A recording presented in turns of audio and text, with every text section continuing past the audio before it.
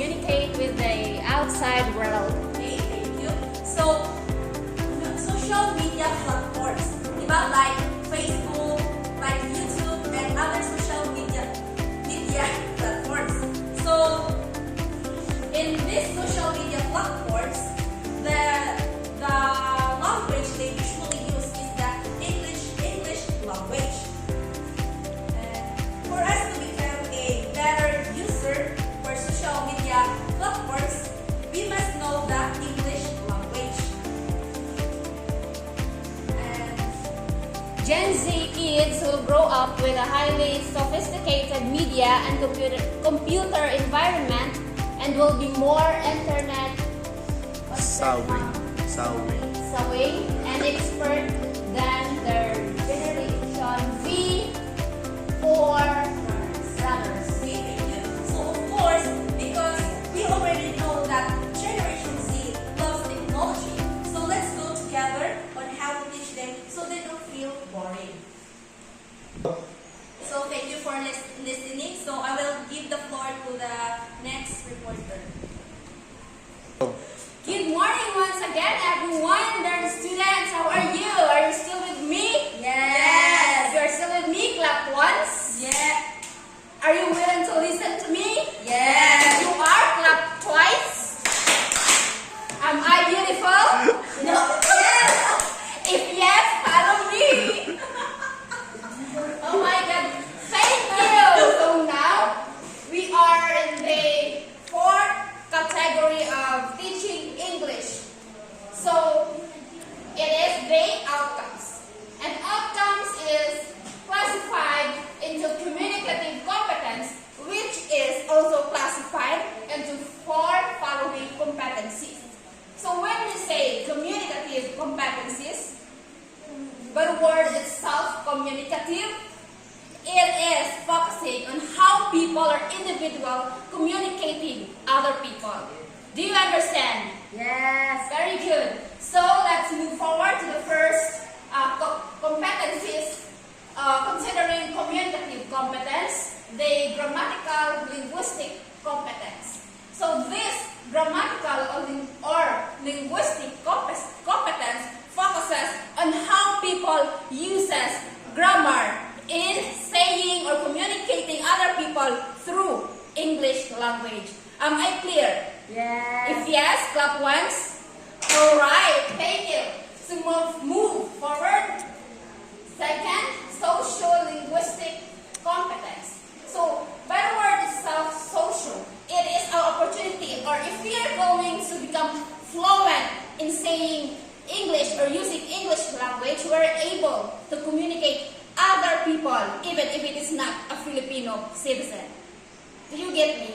Yes. We are able to socialize other citizens, diba? Because we are now fluent in using English language.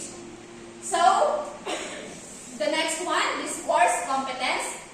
So, this discourse competence is that we can say that the grammatical or linguistic competence and the social linguistic competence is here in discourse competence. In this The full stop.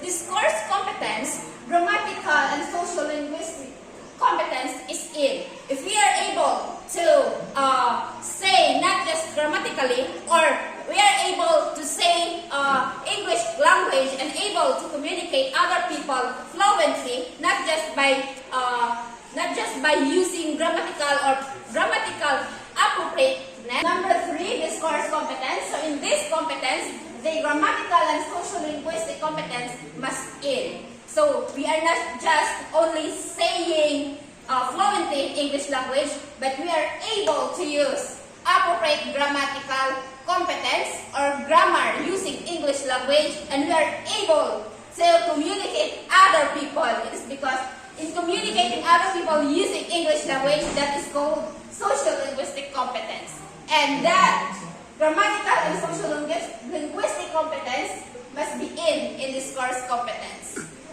Let us move forward. Students, are you still with me? Yes. The last competence, which is strategic competence. So, strategic competence means that the 1, 2, 3 competence must also have. No, we are not just saying English language, but we are able to use it or saying this grammatically, saying this appropriately, and not just saying, but make sure that someone that you are telling can learn something. What does so strategic competence? In this competence, we must apply all the competencies we know. Am I clear? Yes, ma'am. Yes, clap thrice. Thank you. May I request Miss Lupena to continue the discussion? Go. Good afternoon, everyone. Are you still with me? People at the back, can you hear me? Yes. Okay, all good. Please excuse my voice because I am having cough and cold. So, for our next discussion is all about conceptual framework. As you can see, there are communicative competence and multi-literacy. So, in this framework, there's a lot of competence that we will going to be tackled. So, conceptual framework in its definition. Can you please read, Ms. Pakita? Conceptual framework. The language arts and multiliteracy curriculum addresses these needs. This is the rationale why mother tongue, Filipino, and English follow a unified framework which allows easy transition from acquiring and learning one language to another. Thank you so much, Ms. Pakudan. So the LAMC is the easiest way to teach the students about the language. As you can see that there is the English and mother tongue and Filipino language. But as what Ms. Mamiho said, that it is accordance to the level of the students. When they are kinder, daycare, and preschool, grade 1 to grade 3, they use mother tongue as their language. But when we go to the higher level, of course, we will use English language. Go. So welcome to the component 1, language learning process. Please read Ms. Tabamo, component 1. Component 1, the language learning process. Number 1 is spiral progression, addresses these needs. This is the rationale why mother tongue, Filipino, and English follow a unified framework which allows easy translation from acquiring and learning one language to another. So in this spiral progression, in basic form of speaking, the spiral progressions refers to the student grammatical usage and how the student use the language grammar in constructing or abstracting sentences. Also, it follows progress of the student's one-dimensional level to higher level. Of course, when we speak basic language, we can build progress in our grammar. And also, in that progress, we can build a strong foundation in our language so that we can proceed to the next language. Second na. Second, interaction. Second is interaction. Language learning will be suited in the context of communication, oral and written. So, since we are dealing English language, how can we say that the students involved in an English language? Of course, it was said there that there's an oral and written. So, in an interaction, you can say that the students understand in the English language if you ask the student a question regarding English language and the students can answer it in an English form.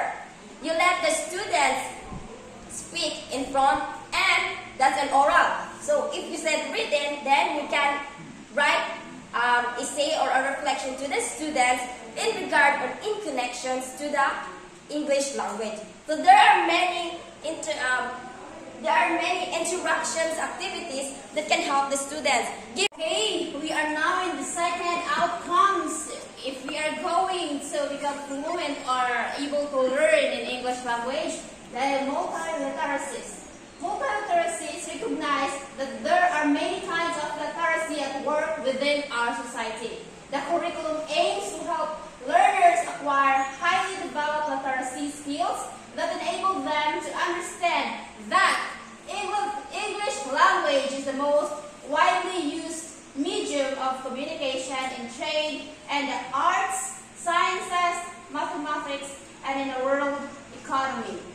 So, it's stated here that if we are speaking or saying English language or using English language, it is necessary for us to become literate in any competence, and we are able to realize that English language is very important, considering that in the Philippines or in the whole world, English is our international language, and we are able to understand everything, considering also that our subject is directed in English language. Mana? So, the third is integration. Miss Pagudan, read the definition itself, integration. Integration, the areas of language learning, the perceptive skills, the productive skills, and grammar and vocabulary will be taught in an integrated print and non-print resources to provide multiple perspectives and meaningful connections. Yes, and integration, of course, we are learning K-12 students. We are facing elementary students, no? We are not just going to discuss orally and verbally our discussion. It is also that we need to provide any printable materials that the students can easily understand. If, example, you are teaching English, then your topic will be verb. So verb refers to an action word. So an example is the dog roll on a rug. So you will give an example of pictures that the dogs roll on a rug. So the student will easily identify that the action word there is roll, and they also have other idea that rug is a woolen thick fabric that is used to cover for protection of the floor. So it's very important that we engage students printed materials so that they can easily understand, not just delivering your discussion orally, but also with the use of the printed materials. And fourth, learner-centeredness. Ms. Tabamo, please read. Learners are at the center of the teaching and learning process. Teaching will be differentiated according to the student's needs, abilities, and interests. Yes, since K-12 program offers student learners focus, it means that the teacher will teach the students and use differentiated strategies, because in a classroom settings, you cannot say that all of your students are smart and intelligent. There are some slow learners, there are some very high intellect students. So you will use differentiated activities so that the other student can cope up with it slowly by slowly. Go. So next is contextualization. Ms. Pakudan, read the definition again. Contextualization. Learning tasks and activities will be designed for learners to acquire the language in authentic and meaningful context of use. Yes, in contextualization, it is said there that they're authentic. So it's authentic, like some activities that they can comprehend or they can relate into their lives, giving them some games that can relate to their life, authentic performance, role-playing, or game, just like that. But not just role-playing or game, having a game, but also they can relate and they can gather any knowledge that they have in this authentic activities. Construction. Next is the construction. Excuse me. Making meanings is the heart of language, and use learning tasks and activities will be designed for learners in such a way that you will have time to reflect on response ideas and information. Okay, in this construction, it is about excuse me. Student reflection and the teachers will be discussed. You can know that the students understand your discussion if they can construct any kind of form of essay or activities that reflected to your discussion. Okay? Ala? Wala min nagsaba ni. Ano ba? So next, we have its component 2, effective language use. Miss Tambamo, can you please read? Asa na ta, ma'am? Understanding cultures. Understanding cultures, learning language through text types, and literary appreciation exposes learners to different cultures of the world, including one's culture. Okay, can you give me your insight? Just one brief insight. So, understanding culture, it is a must as individual and as students that we need to understand each diverse personality of other people. Yes, thank you, Mr. Bamo. If we know that the others culture and language. First, we know the language of that student or the learner, then we can know what type of culture they have, and then we can adapt to their culture, as well as what Ms. Tabak said, we have to respect its cultures. Correct, ma'am. Second, understanding language. Learners apply their knowledge of the system of the language to assess them to meaning and create meaning. Okay, to continue understanding language, learners apply their knowledge of the system of the language to assess them to make meaning and to create meaning. So if the learners have their vocabulary in English language, then they can use it as communication. They can understand each other, and also they can create meaningful ideas that can share to their friends, or the students can share to their friends. Okay, let's move on to component 3. Miss Pakudan, can you please read the written text? Component 3, making your language. Language is the major instrument in communication, oral and written, and the part of which is the exchange of meaning. Yes, language could be oral or written. If you have this language, then orally, then you can communicate. Even though you will not speak, excuse me, excuse my voice. As long as you know how to write in a grammatical way, construct any sentence, then that could be used as a language. You can understand each other, the written or orally, an exchange of meaning.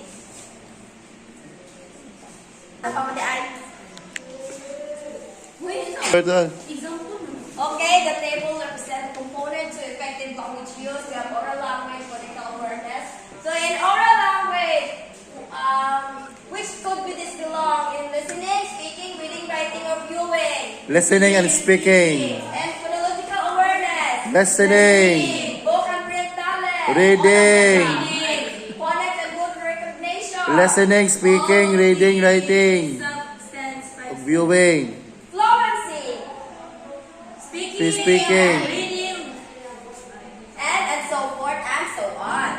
Okay.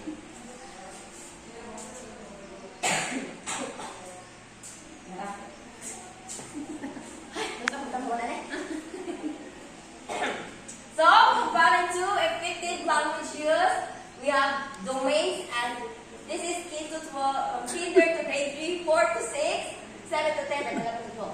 So, in oral language, of course, the kindergarten, grade 3, up to the K to 12 uses oral language.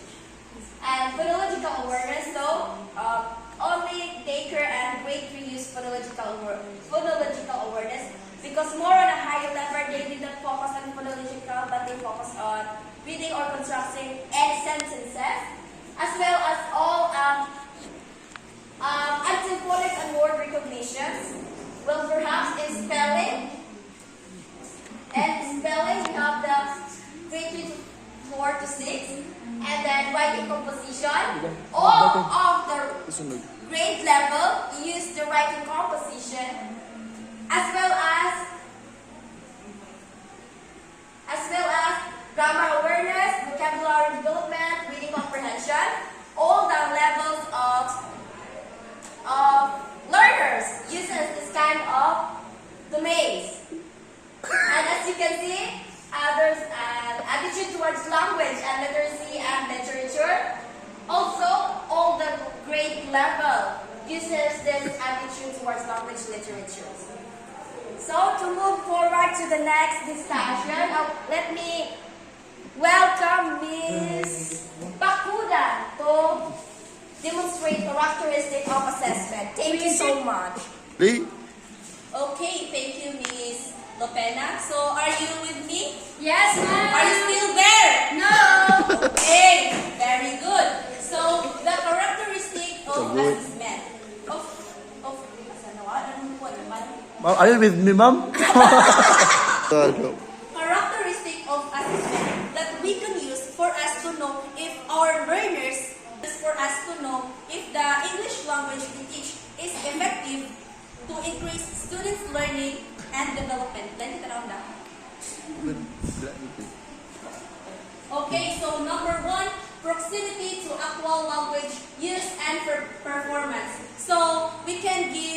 students a oral recitation or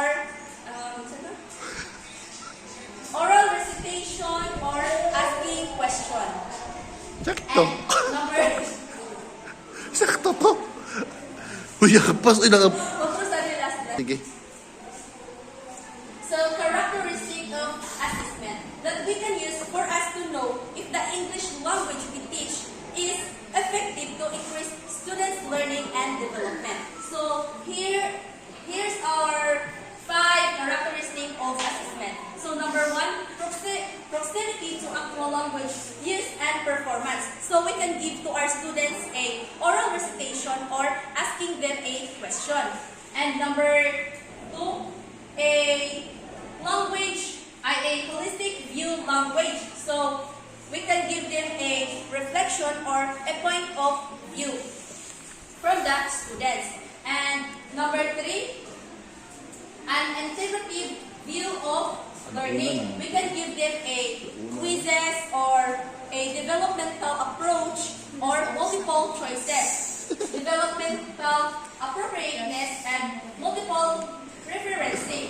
So in this multiple referencing, we need to find a different reference like books or other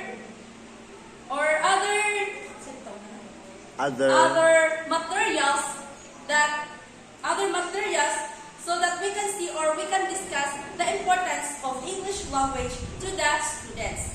So all in all, the main goal of the K-12 English curriculum is aims to help learners acquire highly developed literacy skills that enable them to understand that English language is the most widely used medium of communication in trade in the arts, sciences, mathematics, and in world economy. So again, in component 1, what are a language learning process? What are the 6 language learning process? Miss Lupena? Proximity to actual language use and performance. Wala ka na minaw, you're wrong. Ayun na to. Sa tanan namang good. Oh, yun. Good exact. So again, in component 1, what are the 6 language learning process? Yes, very good. So the 6 learning components is the spiral progression, interaction, integration, learner-centeredness, contextualization, and construction. So, Ms. Tabamo, how many characteristics of assessment that we can use to teach English language that is effective to increase students' learning and development? There are 5 characteristics of assessment. What are those? The first one, proximity to actual language use and performance. The second one, a holistic view language. The third, an integrative view of learning. The fourth one, developmental appropriateness. And the last one, the multiple referencing. Okay, thank you. So, I hope you will learn something from us. Application. Do you really tell us the truth that you are really listening to our discussion, everyone? Yes! If yes, follow me. Alright, we are now in our application.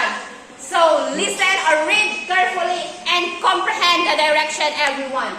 I will divide you into 3 groups. Each group will be given the following questions. Each group will select 1 representative to discuss their brainstorming outcome. Brainstorming outcome, everyone. Dili lang kayang isa ang mag-brainstorm siyang kaugalingon nga brain cells. Number 1, I will give you 3 minutes to answer this following question.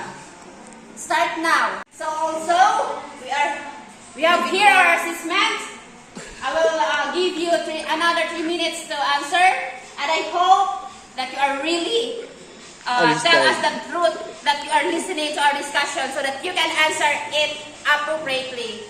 Nasuko ka, ma'am? Wala pa. Are you done? Okay, time's up. Pass your paper. Assignment. Part 2 din. I'm so sorry, we have part 2. Assignment. Wala pa na akong man. Ito na assignment. Tidak, assignment. Ma'am, nalunod ka, mama. Tayo na. Assignment na. Hindi na ako assignment. Gusto na lang. Maman ba? Maman. Okay. Akin naman. Mura kayo na For ako. your assignment, everyone, just relax and read the direction. It is reflection. Why is K-12 English language curriculum? Important. Important. Why? Why is it important? We're very sorry. Group activity.